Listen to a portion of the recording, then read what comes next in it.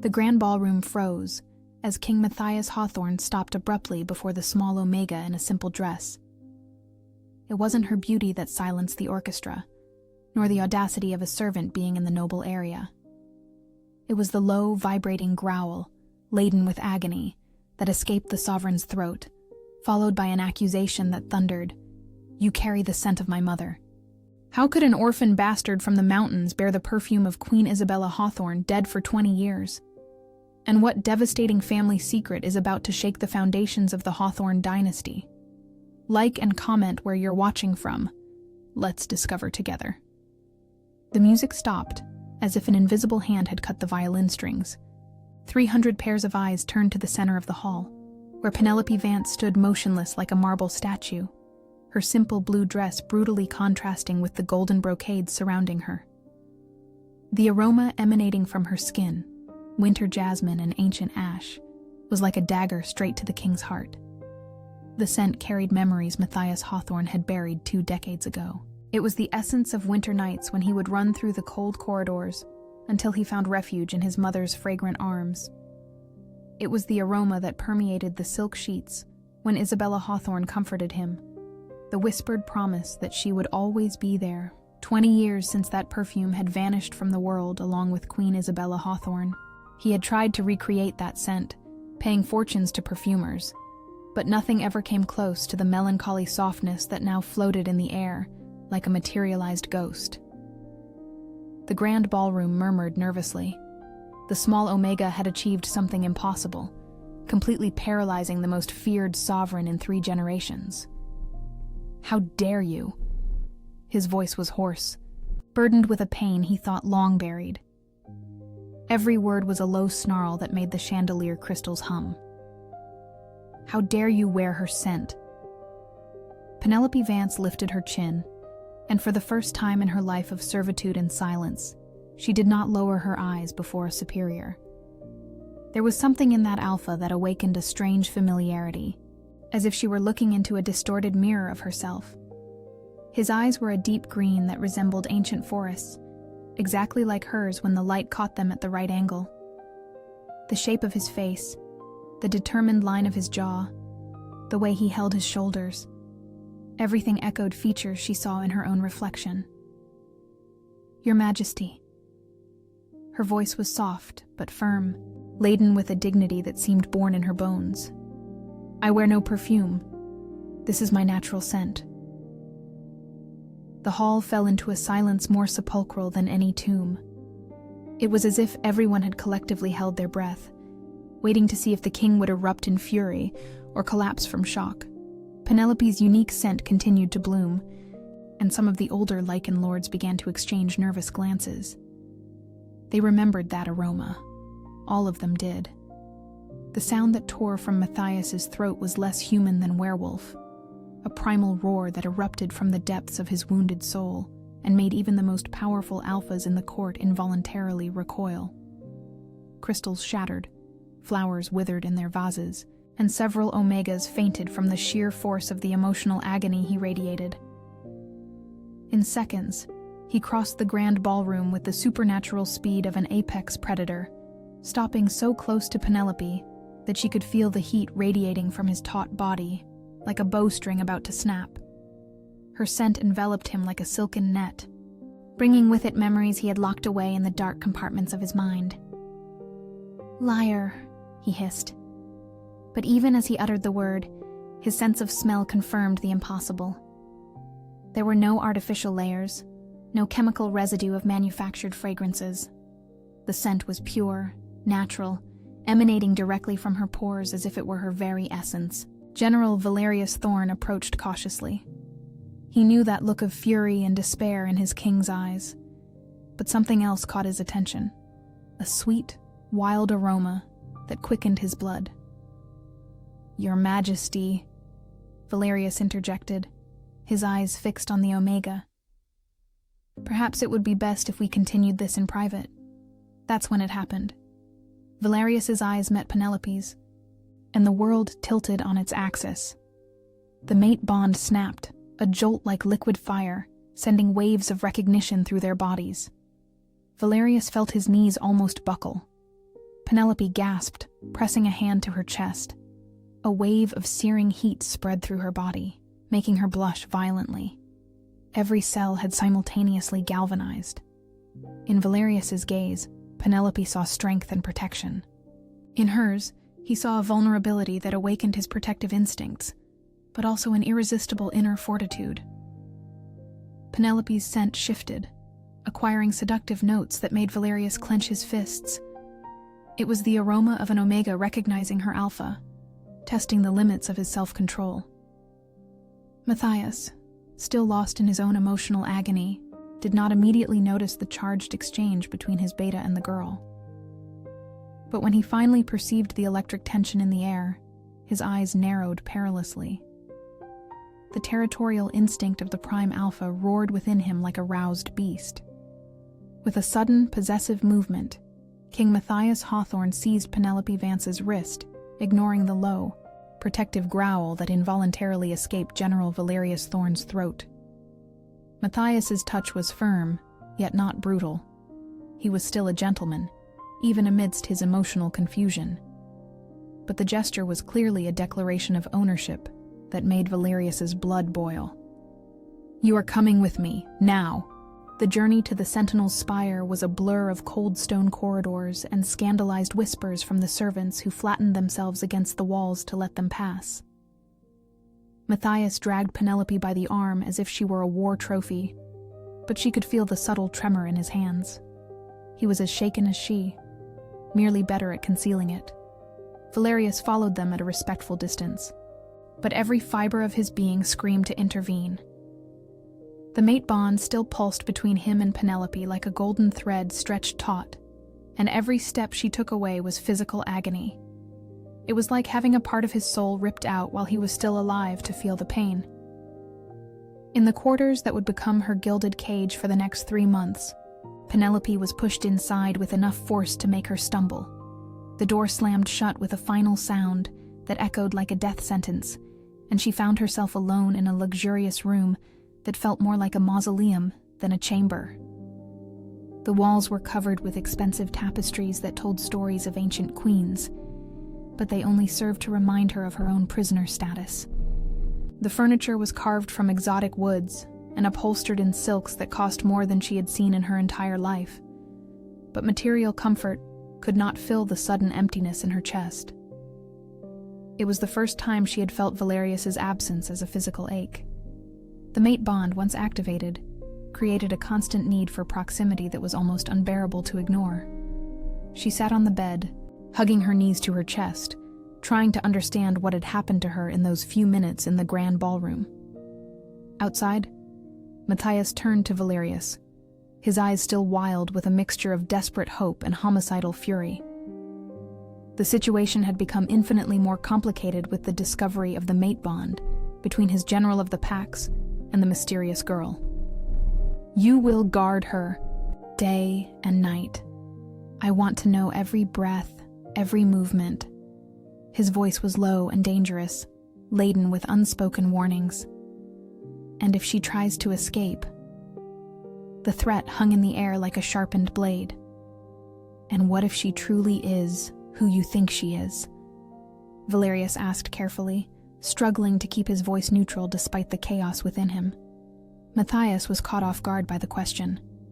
He had not considered that possibility. He was too focused on the idea that someone was trying to deceive or manipulate him through the memory of his mother. "So," King Matthias said slowly, "she is the most valuable thing in this Lycan dynasty, and you will protect her with your life."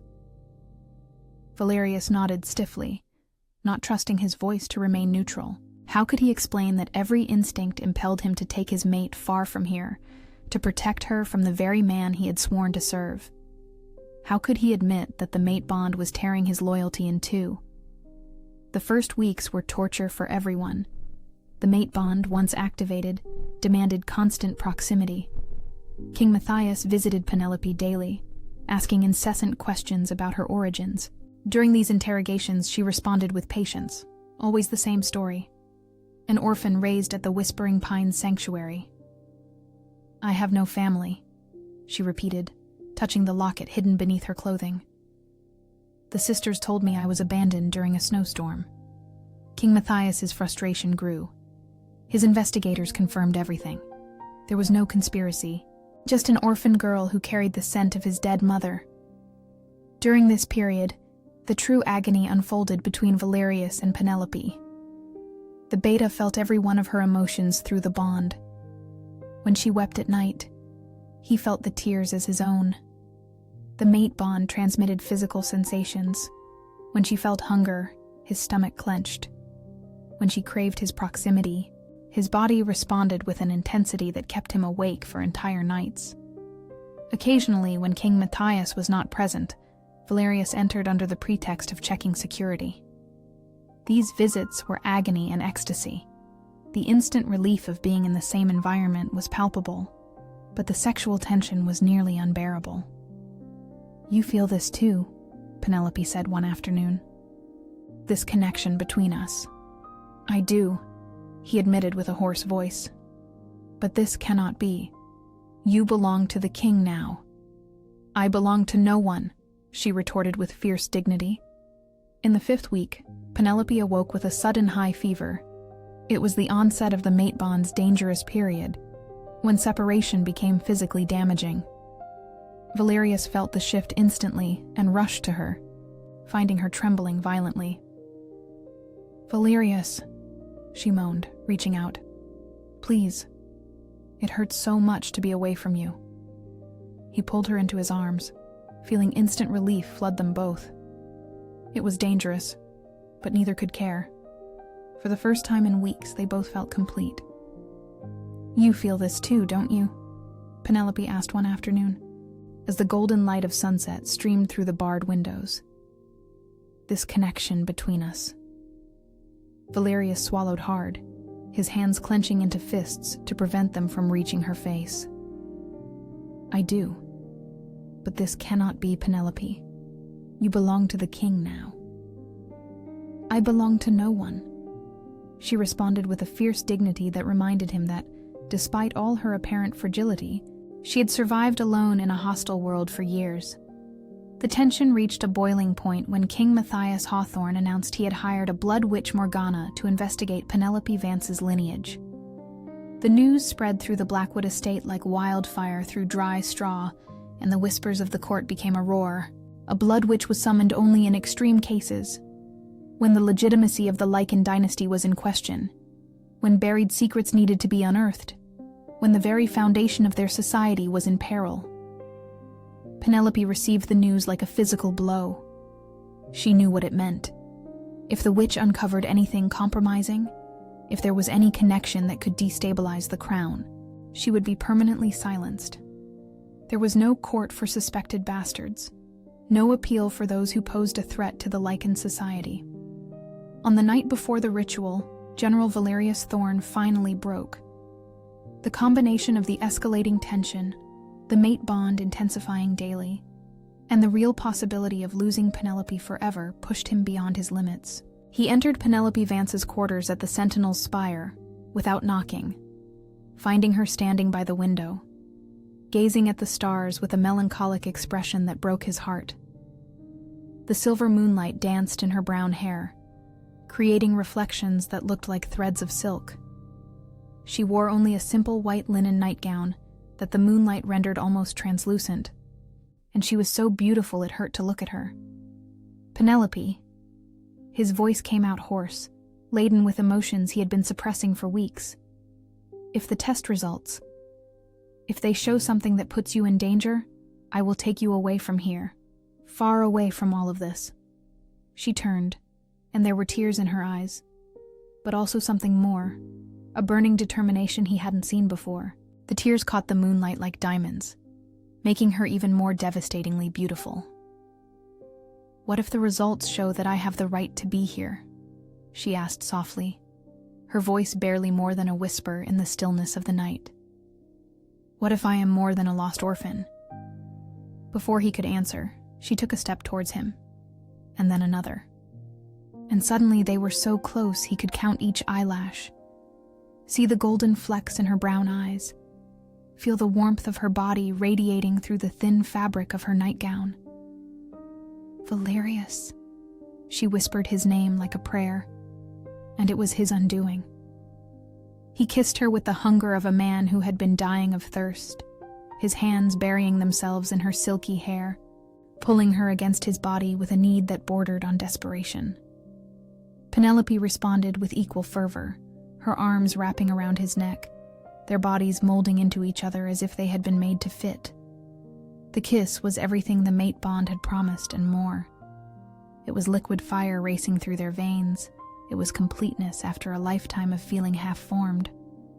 His hands moved to her waist, pulling her even closer, and she moaned softly against his lips, the sound sending waves of fire through his veins. When they finally broke apart, both were breathless, and the air between them vibrated with dangerous possibilities. His eyes were dark with desire, and she could feel the tension in his muscles as he fought to maintain some semblance of control. Penelope. He murmured her name against her forehead, his hands trembling slightly where they rested on her waist. You don't know what you're doing to me.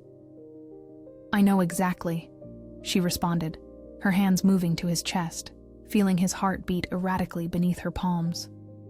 And I want more. Her words were like a lit match thrown into kindling. He kissed her again, this time deeper, more possessively. His hands explored her curves through the thin fabric, and she arched against him, small sounds of pleasure escaping her throat. They moved towards the bed without thought, bodies pressed against each other, hands exploring, lips meeting in increasingly urgent kisses. When her back hit the mattress, both paused, looking at each other with a mixture of desire and hesitation. No matter what the test reveals, Valerius murmured, his lips blazing a path along her neck, making her arch against him. You are my mate.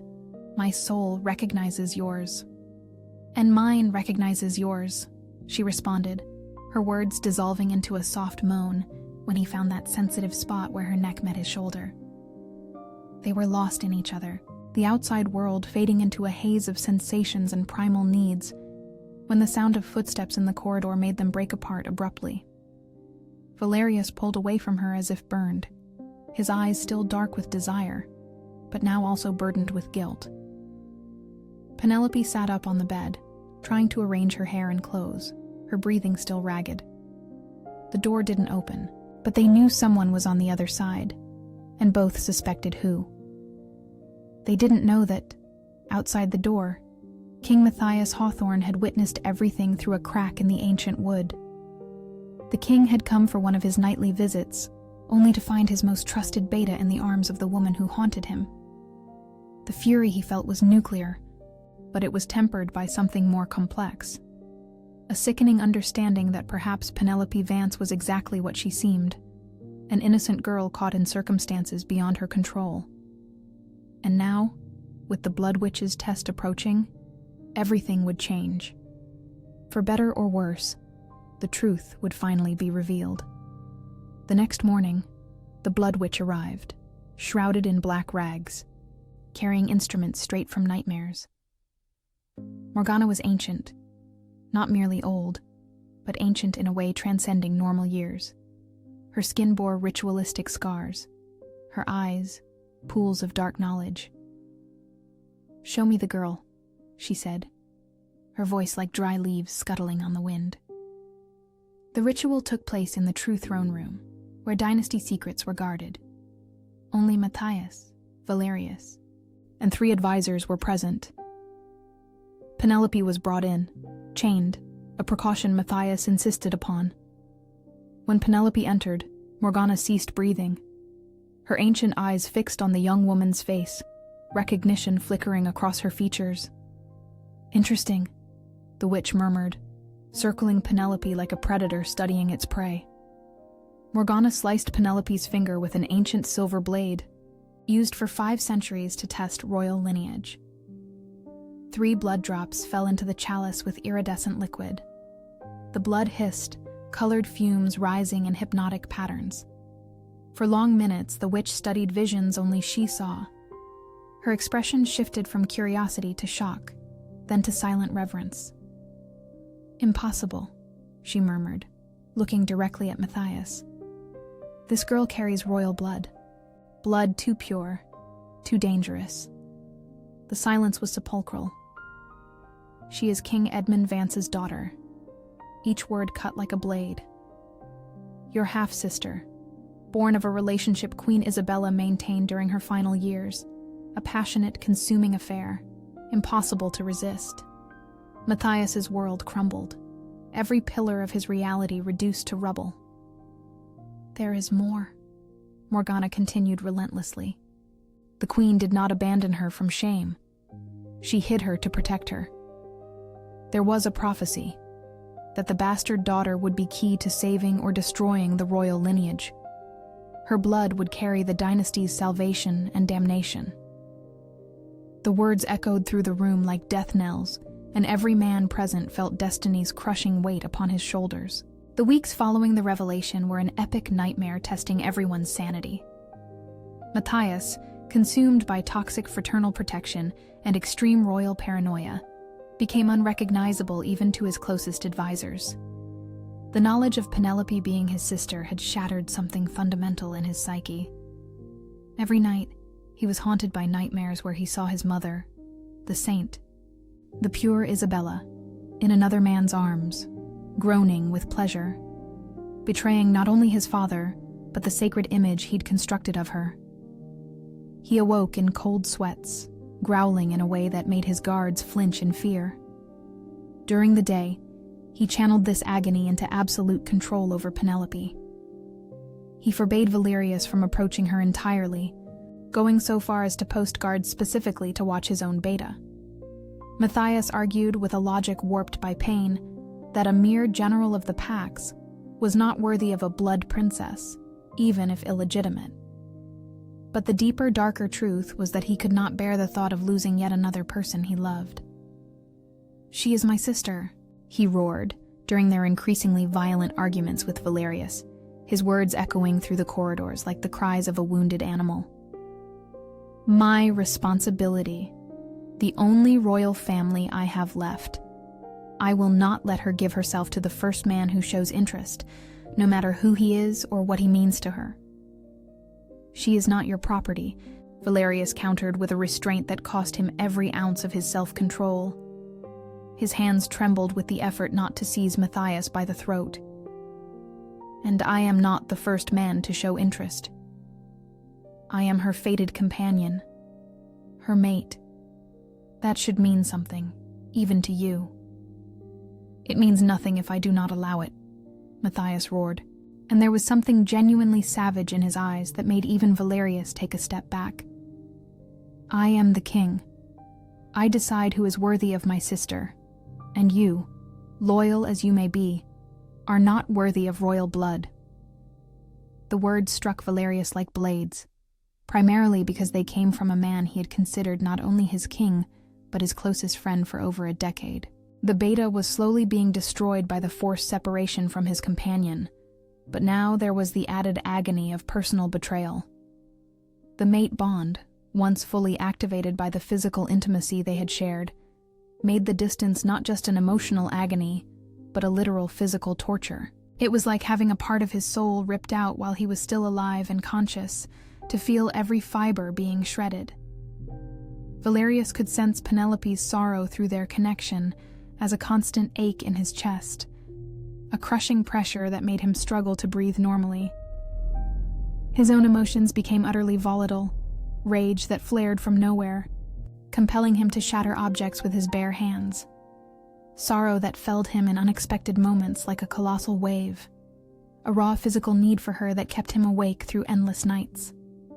He paced the corridors of the Blackwood estate like a caged wolf, his movements restless, and his eyes constantly drawn to the sentinel's spire where she was held captive. The other soldiers began to notice the dramatic changes in him.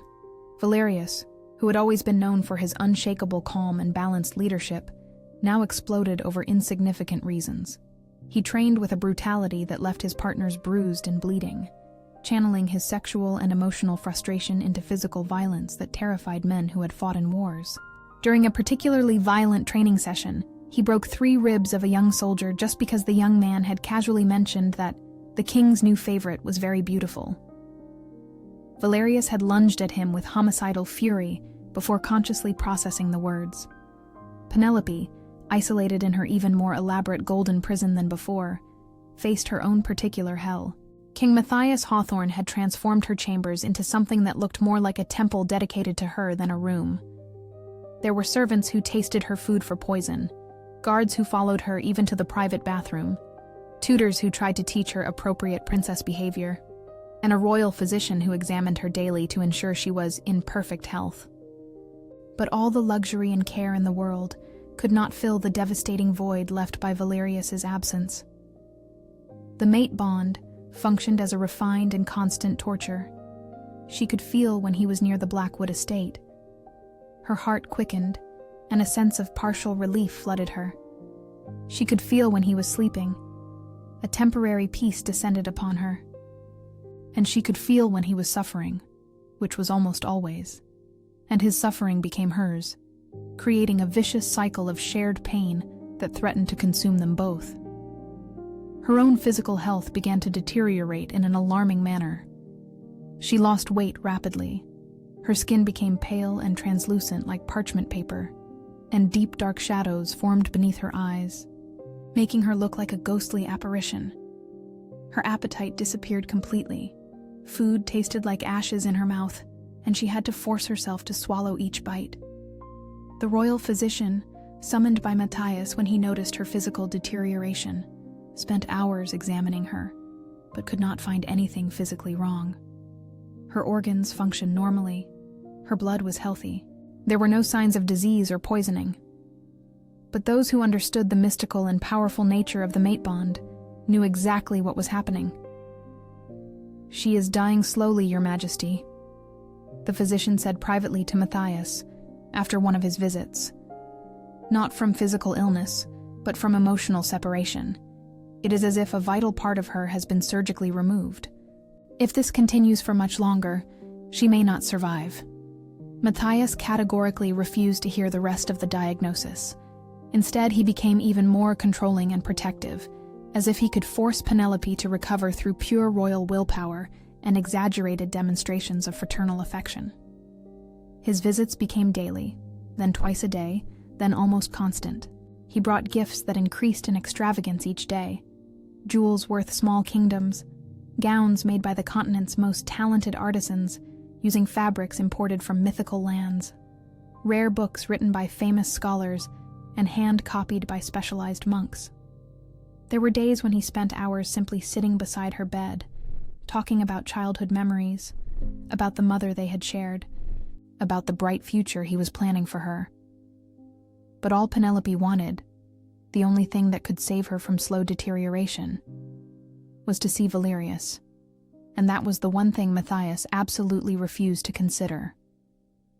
"I will find a suitable suitor for you," he announced one afternoon, as if discussing dinner plans.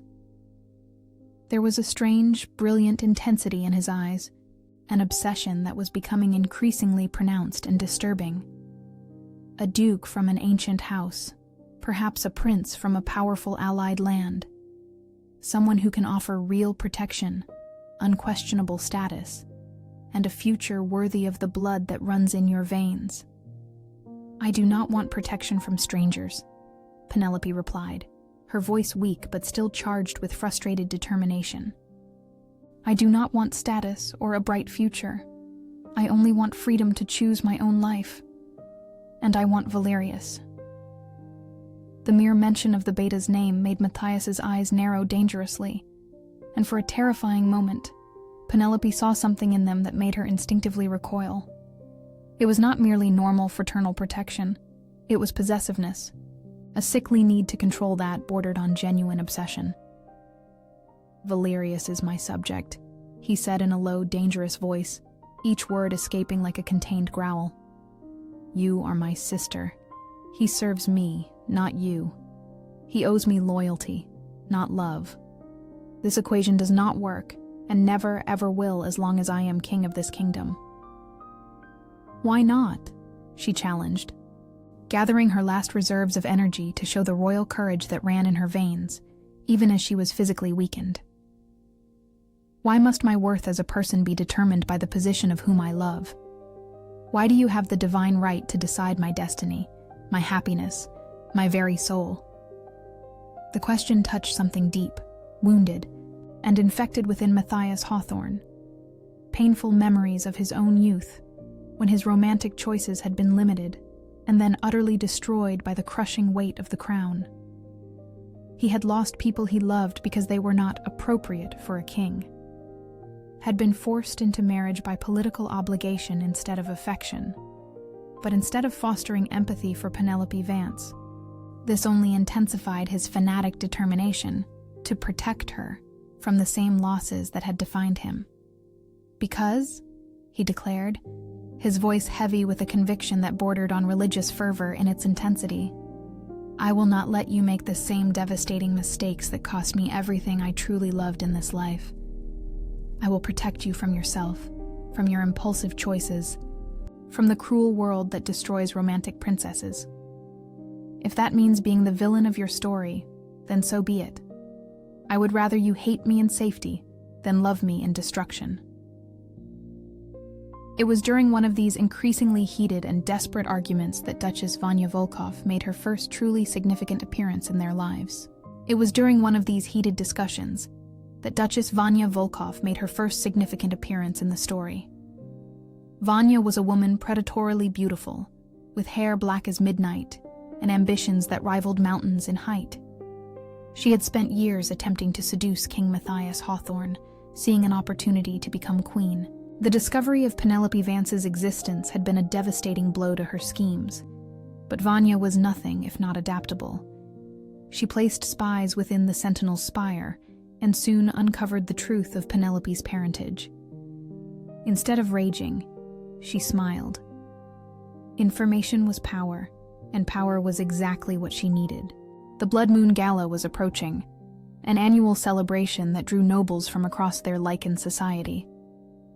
King Matthias Hawthorne was particularly nervous this year, knowing that publicly presenting Penelope would be a political minefield, but keeping her hidden indefinitely was also becoming unsustainable.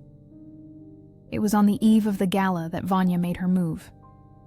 Penelope Vance was in her room, preparing for sleep, when she heard a strange noise coming from the balcony. Before she could investigate, the door swung open, and several masked men silently entered. She opened her mouth to scream, but a cloth soaked in something sweet and chemical was pressed against her face, and the world went dark. When she awoke, she was bound in a violently swaying cart traversing rocky terrain. Her hands were tied behind her back, and her head throbbed with a brutal headache. Through the slits in the canvas covering the cart, she could see a desolate landscape she immediately recognized. The ash wastes. Finally awake, my dear? Vanya's voice was like honey poured over broken glass. The Duchess sat on the opposite side of the wagon, impeccable despite the circumstances, as if taking tea in her drawing room. What do you want with me? Penelope asked, surprised by the firmness of her own voice despite the fear coursing through her veins. I want what I've always wanted, Vanya replied casually. To be queen, and you, my dear bastard, will help me achieve it. She explained her plan with the chill of someone discussing a recipe. Matthias would receive a message. Marry Vanya in exchange for Penelope's safety, or the truth about the bastard would be revealed to the enemies of the Lycan dynasty. In either case, Vanya would win, either as queen or as the woman who destroyed the current dynasty and paved the way for a new order. You're mad if you think Matthias will give in to blackmail, Penelope said, but there was a note of uncertainty in her voice. She truly didn't know her brother enough to predict his reactions. Oh, he will yield, Vanya smiled, and there was something terrible in that expression. Because ultimately, powerful men are simple creatures. They protect what they love, even if it destroys them. The ash wastes were exactly as their name suggested. A desolate expanse of black rock and twisted vegetation where nothing prospered.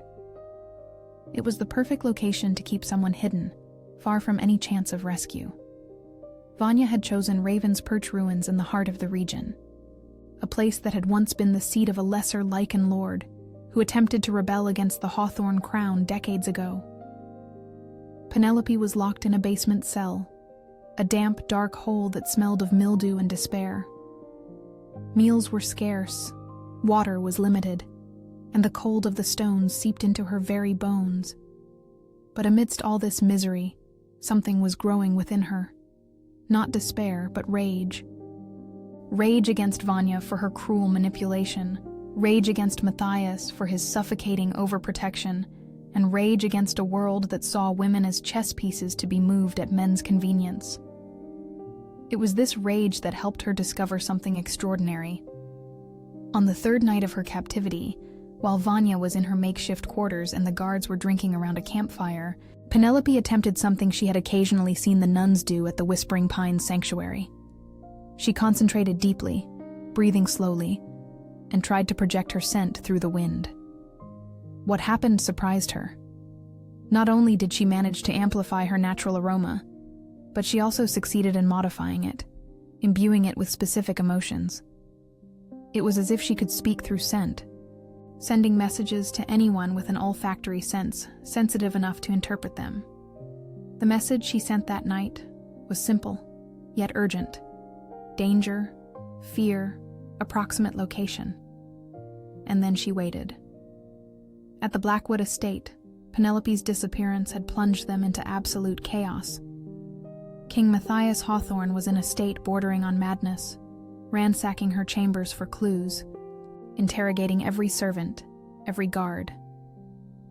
When Duchess Vanya Volkov's message arrived, an elegant letter sealed with black wax, he read it once, then consumed it with his own hands. General Valerius Thorn was summoned immediately. "They took my sister," King Matthias said without preamble, his voice raw with contained fury, "and they will pay in blood." "Who are they?" Valerius asked, though a part of him already knew. For days since Penelope's abduction, he had felt her anguish through their mate bond, but last night, the sensation had intensified dramatically, a visceral pull of sheer terror. "Duchess Vanya and her lackeys," King Matthias snarled. "She wants to blackmail me, force me to marry her in exchange for Penelope's safety." Valerius felt a murderous rage surge in his throat. The thought of his mate in the hands of someone like Vanya was almost unbearable. "What do? "We hunt her down like the animal she is," King Matthias replied. And for the first time in weeks, the two men were entirely aligned. The ensuing hunt was a brutal demonstration of the Hawthorn Pack's military efficiency. King Matthias mobilized his personal guard, while Valerius assembled a squad of specialized trackers.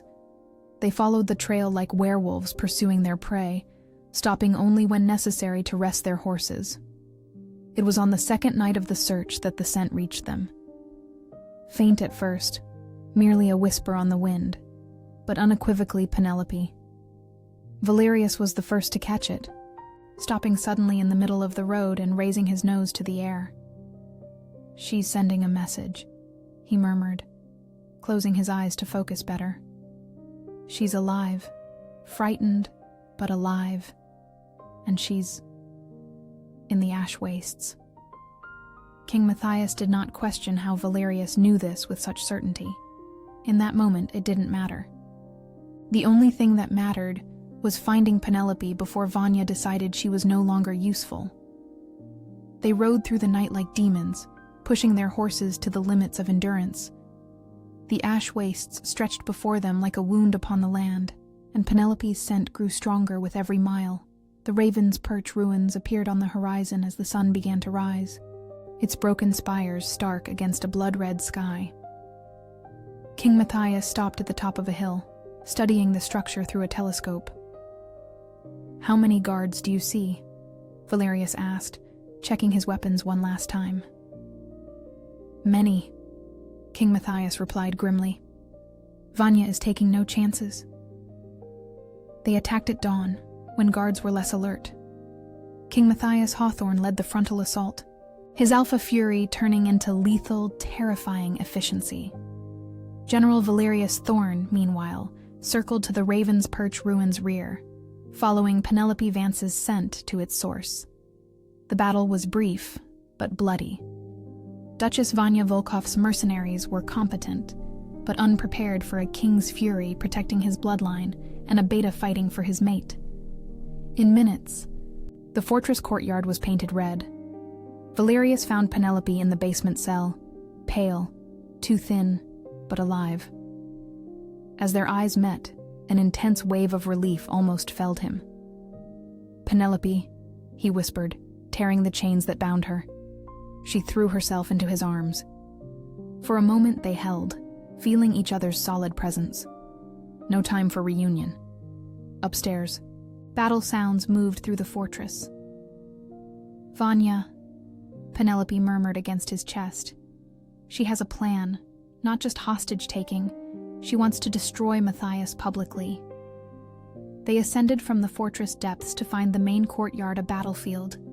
King Matthias stood central, surrounded by bodies, his magic sword dripping blood. Duchess Vanya Volkov was not among the dead. The Duchess appeared atop a tower. Her voice echoed like a harpy's shriek. "My dearest king," she cried. "What a violent spectacle. But what will the Lycan court say when you destroyed a fortress to save your bastard mistress?" This was her final gambit. Even in defeat, Vanya planted seeds of Matthias's destruction. If the story were told, it would seem the king lost sanity from inappropriate sexual obsession. Penelope Vance responded, her voice rising with an authority she didn't know she possessed. "I am Penelope Vance," she cried, her tone silencing even Vanya. "Bastard daughter of Queen Isabella Hawthorne and King Edmund Vance. Blood princess by blood, woman by choice. I choose General Valerius Thorn as my mate, not by obligation or arrangement, but because my soul recognizes his." The silence that followed was deep as a well. Vanya, her last card neutralized, vanished into the tower. They would find her later, dead by her own hand, preferring suicide to defeat. The path back to the Blackwood estate was very different from the frantic journey that led them to the ash wastes. They traveled slowly, allowing Penelope Vance to recover. More importantly, the three used this time to finally have the conversations they had avoided. "I was wrong," Matthias admitted on the second night, as they camped beneath the stars. "I tried to protect you the wrong way. I tried to control your life because I couldn't control my own pain." "You weren't entirely wrong," Penelope replied gently. "You wanted to protect our mother's memory. I understand that now." "Our mother wasn't perfect," Matthias said, and there was peace in his voice for the first time in decades. "But that doesn't diminish the love she had for us. For you." When they finally arrived at the Blackwood estate, Penelope made a decision that surprised everyone. "I do not want the title of Blood Princess," she announced during a private council with Matthias and his chief advisors. "I do not want the public life that comes with it, but I want enough recognition to marry Valerius with the crown's blessing." Matthias studied his sister for a long moment, seeing in her a strength that mirrored his own, yet tempered with a wisdom he was still learning. "Very well," he said finally. "You shall be officially recognized as my sister in the private royal records of the Hawthorne dynasty. Publicly, you will be known as Lady Penelope, a minor noble under my protection. This should be sufficient to silence any questioning of your union with Valerius." The wedding took place a week later, in an intimate ceremony in the Blackwood estate gardens. Penelope wore a simple blue silk gown, not unlike the one she had worn the night everything began, and carried a bouquet of winter jasmine. Matthias led her to the altar, where Valerius awaited her with a smile that could have lit up the entire Lycan society. The ceremony was brief, yet laden with emotion. When Valerius kissed his bride, mating marks formed on both their wrists, silver symbols that glowed like tiny suns, and confirmed to all who witnessed it that this union had been blessed by the ancestors themselves. 6 months later, Matthias visited the Willow Creek homestead, where Penelope and Valerius had made their home. It was a modest place compared to the Blackwood estate, but it radiated warmth and contentment in a way the royal corridors never could. He found Penelope in the garden, tending to a patch of jasmine she had planted. She was visibly pregnant, a small bump she idly caressed as she worked. "How is my niece or nephew?" he asked, sitting on the bench beside her. "Kicking like a true royal," she laughed, placing his hand on her belly so he could feel the movements. They sat in comfortable silence for a few minutes, watching Valerius train with some young soldiers in the nearby field. The beta had become one of Matthias's most respected advisors, his loyalty never questioned despite, or perhaps because of, his willingness to challenge the king when necessary. "Do you regret it?" Matthias inquired softly. "Choosing this life over the court at the Blackwood estate?" Penelope considered the profound inquiry thoughtfully before replying. "No," she stated at last. "I have learned that being truly royal has nothing to do with crowns or titles. It is about choosing love over fear, courage over security, and family over position." Matthias nodded, understanding. He had relinquished the illusion of a flawless mother, gaining something far more precious, a genuine family, with all its imperfections and complexities. As the sun began its descent, Matthias rose to depart. Moving towards his horses, he discerned Penelope's laughter, a harmonious melody interwoven with Valerius' distant, playful antics with their dogs. It was a symphony of unadulterated happiness, devoid of political agendas or courtly expectations. On his journey back to the Blackwood estate, Matthias realized the distinctive scent of winter jasmine and ancient ash no longer haunted him. Instead, it reminded him of a truth he had taken too long to grasp. Authentic love does not reside in memories preserved like amber, but in vibrant, living connections that grow and evolve. The Hawthorne dynasty stood secure, not because he had guarded its secrets, but because he had learned to embrace its truths. In a quaint rural homestead, his sister was forging the legacy that truly mattered. A family founded upon choice, not blood, upon love, not inherited duty. The Lycan king had discovered that, at times, relinquishing an illusion is the first step toward embracing a reality far richer than any fantasy one could conceive. If you have been captivated by this epic tale of a royal bastarda who found her rightful place in the world not through a crown, but through the profound power of true love. Subscribe for more epic Lycan King romances. Activate the notification bell so you won't miss new stories about mate bonds, devastating family secrets, and the transformative strength of authentic love. Remember, true royalty stems not from titles or lineage, but from the courage to choose love over fear and family over position.